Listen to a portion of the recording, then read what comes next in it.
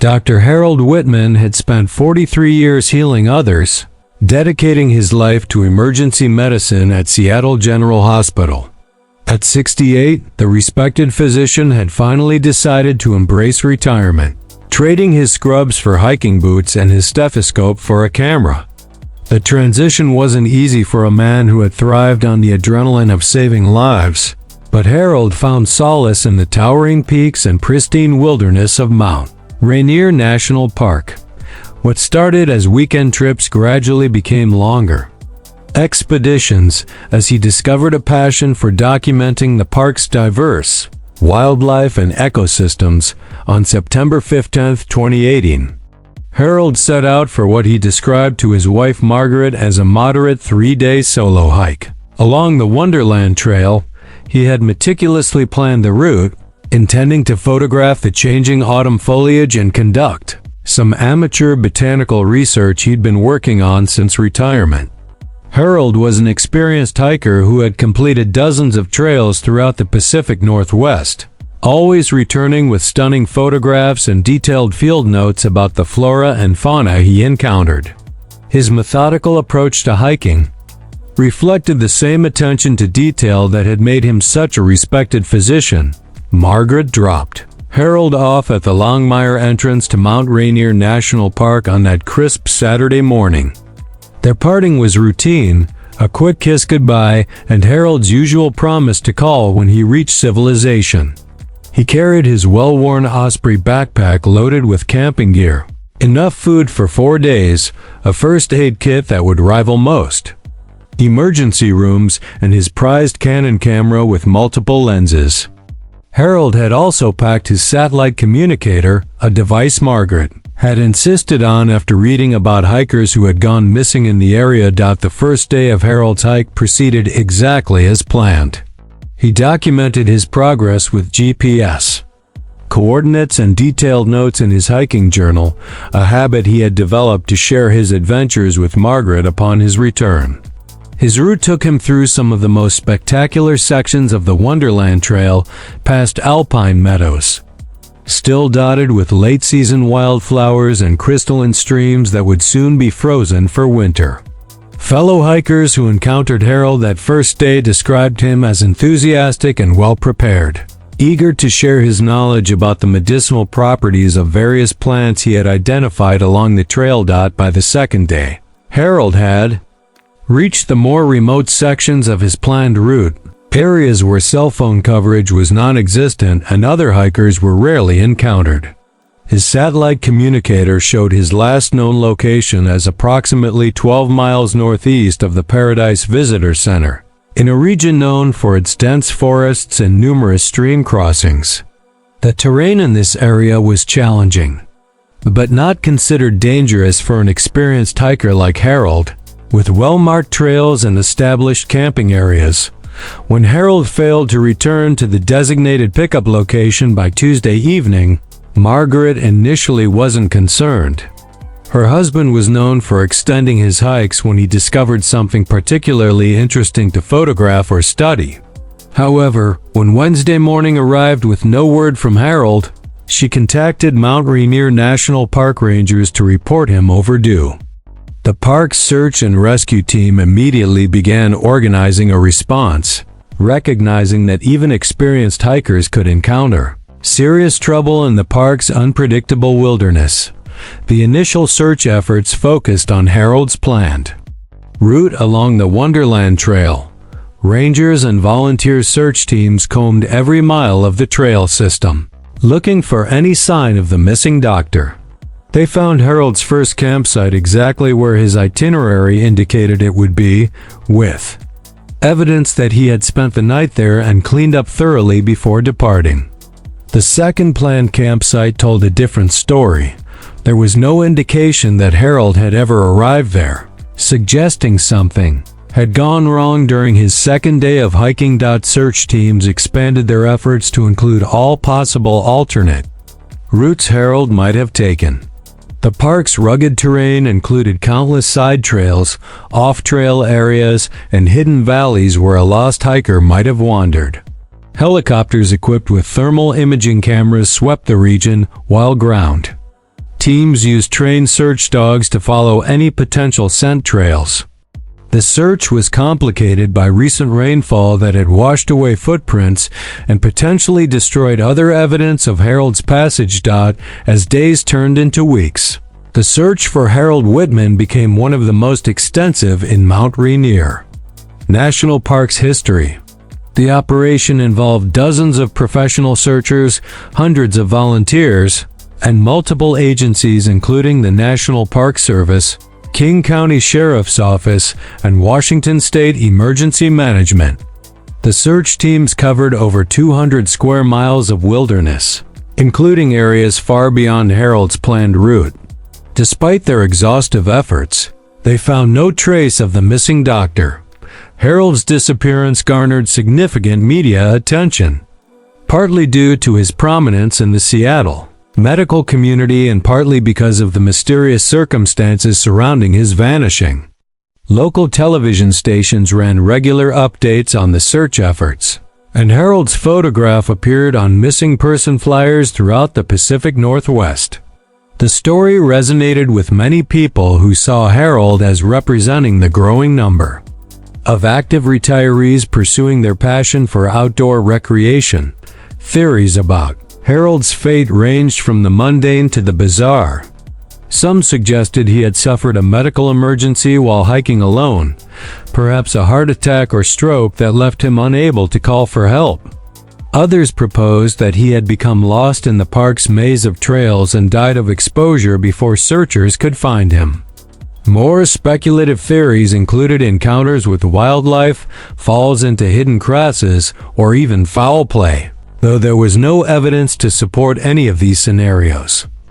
The official search was scaled back after 3 weeks, though it was never formally called off. Harold's family continued to fund private search efforts, hiring experienced wilderness guides and retired search and rescue personnel to explore areas that might have been missed during the initial operation. These efforts yielded several false alarms, items that briefly appeared to belong to Harold, but ultimately proved to be unrelated debris left by other hikers or campers. To be unrelated debris left by other hikers or campers. Margaret Whitman struggled with the uncertainty of not knowing her husband's fate. She established a scholarship fund in Harold's name at the University of Washington Medical School and began advocating for improved safety measures in national parks. She also maintained Harold's home office exactly as he had left it, filled with his hiking maps, botanical books, and photographs from previous wilderness adventures. Friends and family worried about Margaret's inability to move forward, but she insisted that without a body or definitive evidence, she couldn't accept that Harold was gone. The case took on new dimensions when investigators discovered that Harold's satellite communicator had transmitted a distress signal on his second day of hiking. The signal had been extremely brief and contained no text message, suggesting that Harold had activated the device in an emergency situation but was unable to complete the communication. The signal's GPS coordinates placed Harold in a remote valley approximately 2 miles from his planned route, in an area known for its dense vegetation and seasonal streams. Search teams immediately focused their efforts on the area indicated by the distress signal, but the terrain proved even more challenging than initially expected. The valley was filled with thick stands of old-growth forest, fallen logs, and numerous small streams that created a maze of potential hiding places. Searchers had to use ropes and specialized equipment to access some areas, and progress was slow and dangerous. Despite their efforts, they found no additional evidence of Harold's presence in the valley. Winter weather forced a suspension of search efforts by late November 2018. The heavy snowfall that blankets Mount Rainier from November through May made ground searches impossible and limited aerial reconnaissance to brief windows of clear weather. Margaret and Harold's adult children held on to hope that their husband and father had somehow survived and found shelter, though survival experts privately doubted anyone could endure a Pacific Northwest winter in the wilderness without proper shelter and supplies. When spring arrived in 2019, limited search efforts resumed, focusing on areas where snowmelt might reveal evidence that had been buried during the winter months. Park rangers and volunteers conducted systematic searches of stream beds and valleys where melting snow had carved new channels and exposed previously hidden areas. These efforts were hampered by the fact that winter storms and snowmelt had significantly altered the landscape, potentially moving or burying any evidence of Harold's fate. The second year of searching yielded frustratingly few results. Occasional items were found, a torn piece of fabric here, a broken plastic container there, but none could be definitively linked to Harold. Each discovery raised hopes that were ultimately dashed when forensic analysis proved the items belonged to other hikers or were simply random litter. The psychological toll on Harold's family was enormous, as each false lead forced them to relive the trauma of his disappearance. By 2020, the official search for Harold Whitman had been reduced to periodic checks of specific areas, when park personnel were conducting other activities in the region. Margaret had largely come to terms with the probability that her husband was dead, though she continued to hope that his body would eventually be found to provide closure for their family. She had established a routine of visiting Mount Rainier National Park several times each year, sometimes participating in volunteer search efforts and sometimes simply hiking trails that Harold had loved. The breakthrough came in August 2022, nearly 4 years after Harold's disappearance, in the most unexpected way possible. Park wildlife biologist Dr. Sarah Chun was conducting a routine beaver population survey in the Carbon River area when she noticed something unusual about a beaver dam in a remote section of the watershed.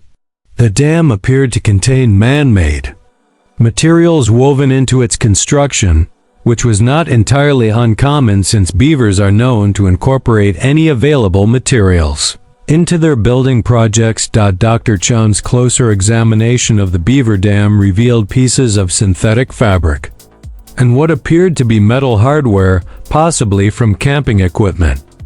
Beavers typically use sticks, mud, and rocks to build their dams, occasionally incorporating plastic or other debris they find in streams, but the amount and type of material in this particular dam seemed unusual. The fabric appeared to be from high-quality outdoor gear, and the metal pieces looked like they might have come from camping equipment or hiking gear. Recognizing the potential significance of her discovery, Dr. Chen immediately contacted the park's law enforcement division and search and rescue coordinator. Within hours, a team of investigators and evidence technicians had arrived at the remote beaver dam site. They began the delicate process of documenting and dismantling portions of the dam to recover the embedded materials, working carefully to preserve any potential evidence, while minimizing damage to the beaver habitat. The recovered materials told a heartbreaking story. Among the items extracted from the beaver dam were pieces of fabric that matched the description of Harold's hiking gear, including sections of his distinctive blue and gray Patagonia jacket. More significantly, investigators found Harold's damaged GPS device, its casing cracked, but still recognizable by its serial number. The device's memory contained waypoints from Harold's final hike, including his last recorded position just hours before his distress signal had been transmitted. The discovery of these items in the beaver dam raised important questions about what had happened to Harold and how his belongings had ended up in the watershed. The location of the dam was approximately 3 miles downstream from where Harold's distress signal had originated, suggesting that his gear had been carried by water flow from somewhere upstream. This finding shifted the focus of the investigation to areas higher up in the watershed, regions that had been searched before, but perhaps not with sufficient intensity. Further investigation revealed that the beaver dam had been under construction for approximately 3.5 years, meaning the materials had likely been incorporated shortly after Harold's disappearance. Beavers are constantly maintaining and rebuilding their dams, and they would have collected any materials that washed downstream during high water periods. The spring snowmelt following Harold's disappearance would have created perfect conditions for debris to be carried downstream and subsequently collected by the industrious beavers. The recovery team also found personal items that provided poignant reminders of Harold's life and interests. His waterproof field notebook, though severely damaged, contained his final journal entries, describing the beauty of the autumn foliage and his excitement about photographing a family of elk he had encountered. His prescription glasses, bent and missing one lens, were found tangled in branches that formed part of the dam's foundation. Most heartbreaking of all was his wedding ring, which had somehow remained attached to a piece of fabric that appeared to be from his shirt sleeve. Armed with this new evidence, search teams returned to the upper reaches of the watershed where Harold's belongings had presumably originated. The terrain in this area was extremely challenging, characterized by steep slopes, loose rock, and numerous cliff faces that were hidden by dense vegetation. It was exactly the type of terrain where a hiker could easily suffer a fatal fall, particularly if weather conditions or failing light had reduced visibility. The renewed search efforts focused on a specific drainage that fed into the stream system where the beaver dam was located. This narrow canyon had been searched briefly during the initial operation, but its dangerous terrain and thick vegetation had limited the thoroughness of those early efforts. Using specialized climbing equipment and working in small teams, searchers began a methodical exploration of every accessible ledge, crevice, and overhang in the canyon. On September 3, 2022, exactly 3 weeks after the beaver dam discovery, search team member Jake Morrison spotted something unusual on a narrow ledge, approximately 80 feet below the canyon rim. Using binoculars, he could make out what appeared to be human remains partially covered by years of accumulated debris and vegetation. The location was extremely difficult to access, requiring technical rope rescue techniques to reach safely. Recovery operation took most of the day as teams worked carefully to document the scene and safely extract Harold's remains. The evidence suggested that Harold had fallen from the canyon rim, possibly while attempting to photograph something, or navigate around an obstacle on what he thought was a safe trail. The fall would have been instantly fatal, and his body had come to rest on a ledge that was virtually invisible from above, and extremely difficult to spot from other angles. Personal effects found with Harold's remains confirmed his identity and provided additional insights into his final hours. His camera, protected by a padded case, had survived the fall largely intact. The memory card contained Harold's final photographs, including stunning images of the autumn forest and a remarkable series of pictures showing a family of black bears foraging for berries. The timestamp on the final photo indicated it had been taken just minutes before Harold's satellite communicator had transmitted its brief distress signal. Harold's backpack, torn and scattered by the fall and 4 years of weather exposure, still contained some of his gear. His first aid kit, ironically, was found mostly intact, a poignant reminder of his medical background and preparedness for helping others. His hiking poles had been bent and broken by the impact, and one had apparently been carried away by seasonal flooding, which explained how some of his gear had ended up downstream in the beaver dam. The investigation concluded that Harold's death had been a tragic accident. The evidence suggested he had left the established trail to get a better photograph of the bear family, possibly unaware of how close he was to the canyon's edge. The thick vegetation and uneven terrain had concealed the cliff face until it was too late for him to avoid falling.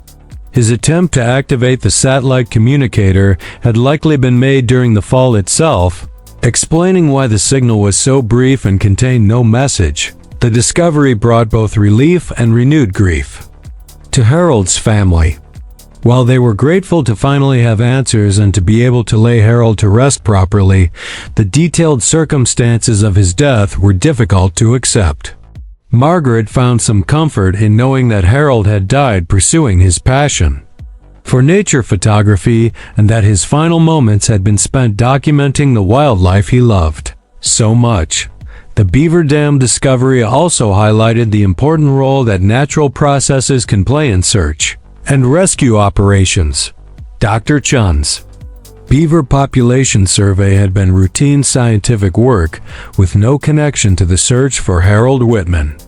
The fact that beavers had collected and preserved crucial evidence for nearly 4 years demonstrated how wildlife behavior and natural processes could provide unexpected assistance in solving missing person cases. Mount Rainier National Park used Harold's case to improve their search and rescue procedures, particularly regarding the investigation of stream systems and watershed areas downstream from last known positions. The park also enhanced their protocols for working with wildlife biologists and other researchers who might encounter evidence during routine scientific activities.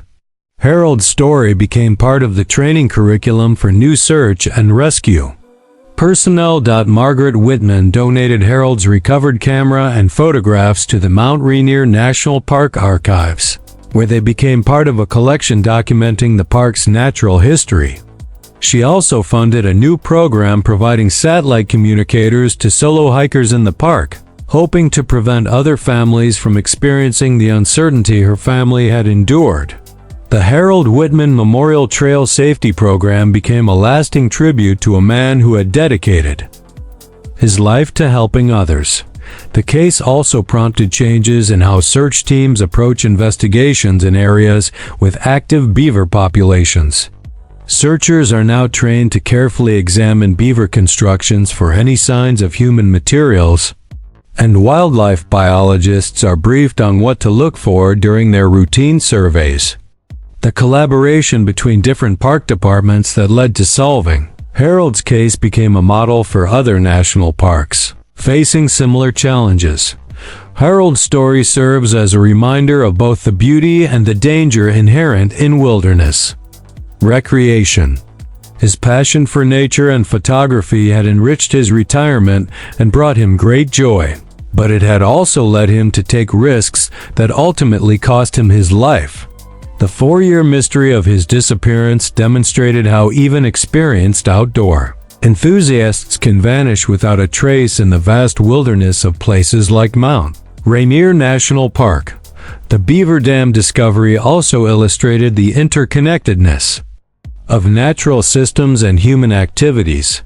The same waterways that had carried Harold's belongings downstream to become building materials for industrious beavers also supported the diverse ecosystem he had loved to document. In a strange way, Harold's gear had become part of the natural environment he had spent his final years studying and photographing. Today, the Beaver Dam, where Harold's belongings were found, continues to serve its important ecological function. Though it has been partially rebuilt since the investigation, the beavers responsible for the discovery have moved on to other areas of the watershed, continuing their vital role in maintaining stream health and providing habitat for countless other species. The site has become an unofficial memorial where park staff and Harold's family sometimes pause to remember a man whose final contribution to science came through the unexpected assistance of Mount Rainier's wildlife.